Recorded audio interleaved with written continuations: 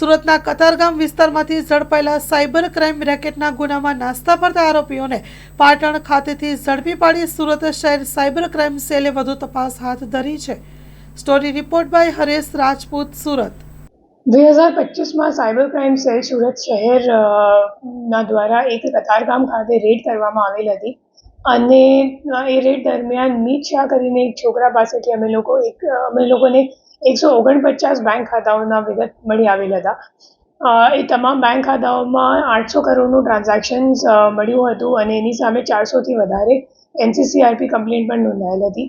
આ કેસમાં એક જે નાસ્તા ફરતા આરોપી હતો કરણ દેસાઈ, એમને ગઈકાલે ધરપકડ કરવામાં આવી છે.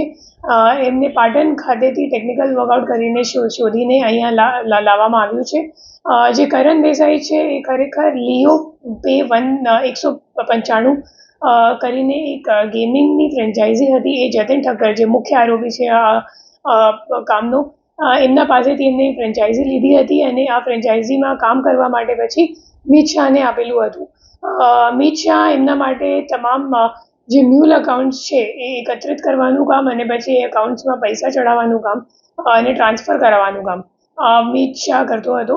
અને જે મુખ્ય આરોપી છે અગાઉ પકડાયા છે, એમનું નામ છે જતીન ઠક્કર.